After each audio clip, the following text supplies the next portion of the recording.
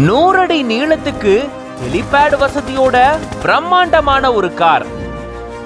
காருக்குள்ளேயே swimming pool, போரடிச்சா விளையாடுறதுக்கு mini golf மைதானம், பாக்குறதுக்கு டிவின்னு கப்பல்ல இருக்க வசதிகள் இந்த ஒரு காருக்குள்ள இருக்கு.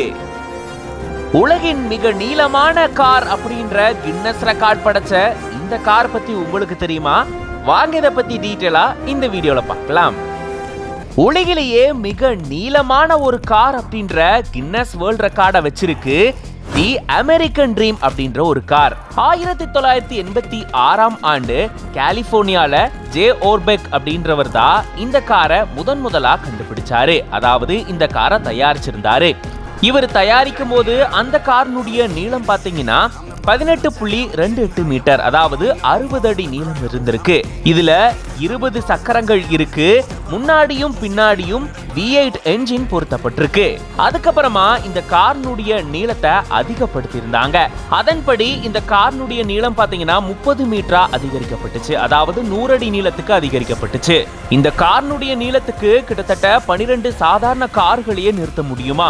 2003ஆம் ஆண்டு இந்த கார் தான் உலகிலேயே மிக நீளமான கார் அப்படின்ற கின்னஸ் வேர்ல்ட் ரெக்கார்டும் வழங்கப்பட்டிருந்தது. அதை தொடர்ந்து 36 ஆண்டுகளுக்கு அப்புறமா இந்த காரினுடைய நீளமும் அதிகரிக்கப்பட்டுச்சு. 30 மீட்டரா இருந்து 30.5 மீட்டரா அதிகரிக்கப்பட்டுச்சு. அதாவது 100 அடி 1.5 இன்ச் அளவுக்கு இந்த காரினுடைய நீளம் அதிகரிக்கப்பட்டிருந்திருக்கு. அதன்படி இந்த காருடைய ரெக்கார்டை இந்த காரே இப்ப பிரேக் பண்ணியிருந்திருக்கு. இந்த கார்ல பல வசதிகள் இருக்கு. இதெல்லாம் கேட்கும் போது இது காரா இல்ல கப்பலா அப்படின்னு நமக்கே கன்ஃபியூஸ் ஆகும். போர் அடிச்சா ஜாலியா விளையாடுறதுக்கு மினி கோல்ஃப் மைதானம், உட்கார்றதுக்கு சோஃபா வசதி, ஹெலிபேடு கூட இங்க இருக்கான், நீச்சல் குளம் இருக்கான், பாத் டப் இருக்கான், 75 பேர் தாராளமா இதுல பயணிக்கலாம் அப்படின்னு சொல்றாங்க. கேட்கும் போதே பயங்கர ஷாக்கிங்கா இருக்குல்ல. இந்த காரை மறுவடிவமைப்பு பண்றதுக்கு கிட்டத்தட்ட $2 லட்சம் செலவாச்சாம். அதாவது இந்திய மதிப்புப்படி கிட்டத்தட்ட 20 கோடி ரூபாய்க்கு மேல வரும் அப்படின்னு சொல்றாங்க.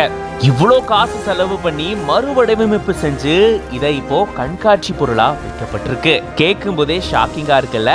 இதை பத்தி நீங்க என்ன நினைக்கிறீங்க அப்படின்றத கமெண்ட்ஸ்ல சொல்லுங்க. அண்ட் இந்த மாதிரி நிறைய இன்ட்ரெஸ்டிங்கான நியூஸ் அண்ட் வீடியோஸ்க்கு மறக்காம பிஹைண்ட் வுட்ஸ் பேஜை ஃபாலோ பண்ணிக்கோங்க.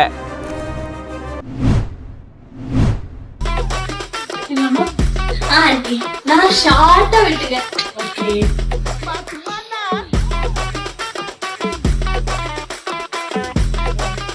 விட்டியாச்சா? என்னது இத ஷார்ட்டா விட்டது? தன்னோட மாமியார் தனக்கு முடி வெட்டினதை பார்த்து ஆலியா மானசா ஷாக் ஆயிட்டாங்க. ஆன்ட்டி எனக்கு ஷார்ட் ஹேர்னா ரொம்ப பிடிக்கும், அதனால எனக்கு குட்டியா முடி வெட்டி விடுங்க அப்படின்னு சொல்லி ஆலியா மானசா கேட்க அவங்க மாமியாரும் சரி ஓகேம்மா நான் வெட்டி விடுறேன்டா செல்லம் அப்படின்னு சொல்லி கூப்பிட்டு போறாங்க. சரி ஓகே சூப்பரா வெட்டிடுவாங்க அப்படின்னு சொல்லி ஆலியா மானசா ரொம்ப கியூரியஸா வெயிட் பண்ணிட்டு இருக்கும் போது இந்தாமா முடி வெட்டிட்டேன் வச்சுக்கோ அப்படின்னு கையில கொடுக்குறாங்க. என்னது இது? உங்களை நான் என்ன சொன்னேன்? எனக்கு ஷார்ட்டா தானே முடி வெட்ட சொன்னேன்.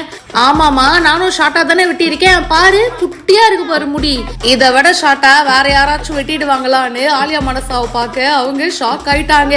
நான் என்ன சொன்னேன், இப்ப என்ன நடந்திருக்கு பாத்தீங்களா அப்படின்னு சொல்லி அதிர்ச்சி ஆயிட்டாங்க. ஃபன்னியான வேலை தான் இந்த வீடியோ ஷேர் பண்ணிருக்காங்க. ஆலியா மானசாவையும் அவங்களோட மாமியாரையும் பார்க்கும்போது நமக்கு இப்படி ஒரு சப்போர்ட்டிவ் மாமியார் இல்லையப்பான்னு பல பேரும் ஃபீல் பண்ண வச்சிருவாங்க போல. அவங்க மாமியார் இதுக்கு முன்னாடி பியூட்டிஷியன் கம் மேக்கப் ஆர்டிஸ்டா இருந்தவங்க தான். அண்ட் இப்போ ஆலியா மானசாவையும் குடும்பத்தையும் பார்த்துக்கிறாங்க. இவங்க 2 பேரையும் பார்க்கும்போது மாமியார் மருமகள் அப்படின்றத தாண்டி ஒரு பொண்ணு அம்மாவை பார்க்குற மாதிரி ஒரு ஃபீல் தான் வருது. என்னைக்குமே ஆலியா மானசாவுக்கு சப்போர்ட்டா அவங்களோட மாமியார் இருந்திருக்காங்க. மேலும் பல இன்ட்ரெஸ்டிங்கான விஷயங்கள் பிஹைண்ட் வுட்ஸ்ல வந்துட்டே இருக்கு. இதை பத்தி உங்களுடைய கருத்துக்களை ஷேர் பண்ணுங்க. இப்போவே ஃபாலோ பண்ணுங்க.